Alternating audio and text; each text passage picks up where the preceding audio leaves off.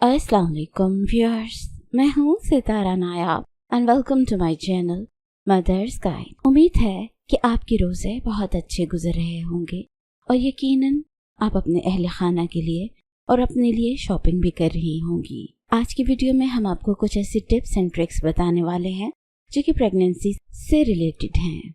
हम आपको कुछ अहम टिप्स देने वाले हैं क्योंकि जब आप प्रेग्नेंट होती हैं तो ये बातें कई बार जहन से निकल जाती हैं। जब भी आप अपने लिए ईद के कपड़ों का इंतजाम करें तो कोशिश करें कि अगर तो आपकी प्रेगनेंसी गर्मियों में हो रही है, यानी कि आपकी डिलीवरी या आपका लास्ट ट्राइमेस्टर गर्मियों में है, तो फिर आपने लाइट कलर का इंतखाब करना है। उसकी वजह यह होती है कि जिस्म में खून की सर्कुलेशन ज्यादा होने की वजह से आपको गर्मी ज्यादा लगती है और ऐसे में अगर आप डार्क कलर का इस्तेमाल करेंगी तो डार्क कलर्स जो हैं वो हीट को एब्जॉर्ब करते हैं, जिसकी वजह से आपको बहुत ज़्यादा स्वेटिंग होती है और आपको दिल घबराता है। इसलिए अगर आप लाइट कलर्स का इस्तेमाल करेंगी तो वो हीट को रिफ्लेक्ट करते हैं और आपको इससे मसला नहीं होता। इसके बाद जब आपने डिज़ाइन यूज़ करना है तो वो आपने ऐसा करना है जिसमें वर्टिकल लाइन्स हो या ऐसा पैटर्न हो जो लंबाई के रुख हो। इससे ऐसा होगा कि चूंकि आपकी बैली काफ़ी बढ़ जाती है, हिप्स भी आपके बाहर की जानिब निकल आते हैं, तो इन लाइंस की पैटर्न की वजह से आपको निस्बतन स्लिम लिखने में आसानी होगी और आपका जिस्म ज़्यादा फैला या बेढंगा नहीं लगेगा। इसके बाद आपने जब अपनी शर्ट सिलवानी है तो आपने अपनी ब्रेस्ट के एरिया से कंधों से बिल्कुल अपने नॉर्मल साइज देना है और कोशिश करनी है कि बाकी जो शर्ट है आपकी ए लाइन शेप पे हो। उसका फ़ायदा ये होता है कि ये आप आसानी के साथ प्रेगनेंसी में पहन सकती हैं और जब प्रेगनेंसी ओवर होती है तो आप उसको सिंपली अपनी शेप में वापस लेके आ सकती हैं। अगर आप सारे का सारा सूट खुला सिलवा लेती हैं तो फिर आपको दिक्कत होती है और बाद में वो सूट आपसे पहना नहीं जाता।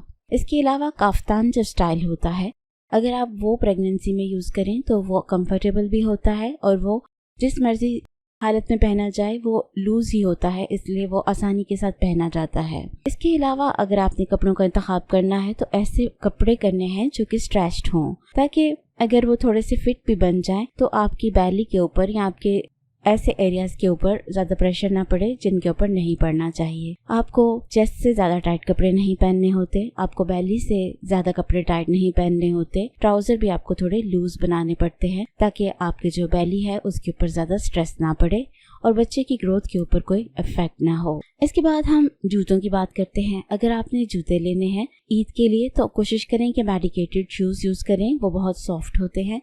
उससे आपको एक तो ज्यादा चलने में प्रॉब्लम नहीं होती और ये होता है कि आपको उससे आसानी रहती है।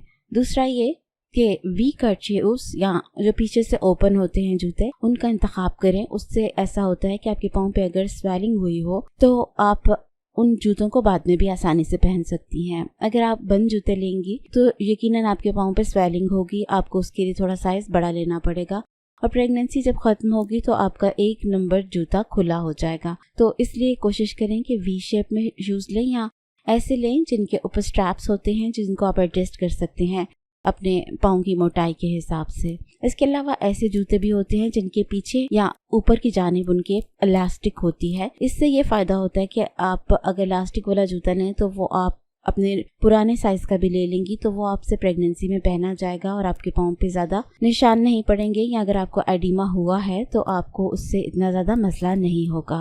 इसके बाद ये जरूरी है कि आपने हील नहीं पहननी, और अगर आपने हील पहननी भी है तो ऐसी हील लेनी है जो कि आगे से और पीछे से इक्वल होती है, यानी कि आगे से भी जूता ऊंचा होता है और हील की वजह से जूता भी ऊंचा होता है और वो एक प्रॉपर लाइन में होते हैं, जिससे गिरने के चांसेस कम होते हैं। और जो हील होती है वो थोड़ी चौड़े साइज की लेनी है, आपने पेंसिल हील बिल्कुल भी नहीं लेनी, वो आपको मना की जाती है। अब अगर बात ज्वेलरी की करें तो आपने जब बैंगल्स लेनी है या आप अगर कड़े पहनती हैं तो आपने कोशिश करनी है कि आप उनको मेटालिक लें, यानी कि जैसे स्टील की ले सकती हैं, प्लास्टिक की ले सकती हैं। उसकी वजह ये होती है कि आपके हाथों के ऊपर स्वेलिंग हो सकती है। अगर आप कांच की चूड़ियां लेंगी तो वो आपको पूरी नहीं आएंगी, और अगर आप ले भी लेंगी और खुले साइज की लेंगी तो बाद में आपके हाथों पे अच्छी नहीं लगेंगी। जो मेटालिक बैंगल्स होती हैं उनमें इतनी सख्ती मौजूद होती है कि अगर आप उसको थोड़ा सा साबुन के साथ या किसी लिक्विड के साथ पहनेंगी तो वो आसानी के साथ पहनी जाती हैं और आपके बाजुओं पे बाद में भी फिट आ जाती हैं। इसके अलावा आप ये भी ऑप्शन ले सकती हैं कि आप ओपनेबल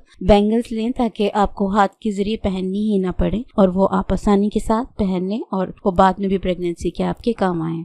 इसके बाद अगर आपने नेल पॉलिश लेनी है तो कोशिश करें कि ब्रेदेबल लें। आजकल ऐसी आई हुई हैं नेल पॉलिशेस जो कि नेल्स को नीला नहीं होने देती, काला नहीं होने देती और वो ब्रेदेबल होती हैं। ये आपकी हेल्थ के लिए अच्छा होता है ताकि आपकी बॉडी वेल एयर्ड रहे और उसको ऑक्सीजन की सप्लाई जाती रहे। इसके अलावा आप एक सपोर्टिव बेल्ट भी ले सकती हैं ताकि आपको प्रेगनेंसी में जब ईद पे मेहमान आते हैं या घर के काम काज करने पड़ते हैं तो आपकी कमर में दर्द ना हो या प्रेगनेंसी है उसके ऊपर कोई साइड इफेक्ट ना हो। तो आप सपोर्टिव बेल्ट को अगर नीचे की जानिब पहन लें तो आपको बहुत आसानी रहती है कामकाज में और आपको यूं लगता है कि जैसे आपका जिस्म हल्का हो गया है और आपको बहुत ज्यादा प्रॉब्लम नहीं होती। उम्मीद है कि आप ये टिप्स को जहन में रखेंगी और अपनी शॉपिंग को एंजॉय करेंगी और ये भी बताइएगा कि क्या इनमें से कोई टिप आप पहले से इस्तेमाल कर रही हैं और अगर इसके अलावा भी कोई टिप इस्तेमाल कर रही हैं तो जरूर कमेंट में बताइए ताकि दूसरों का भला हो सके।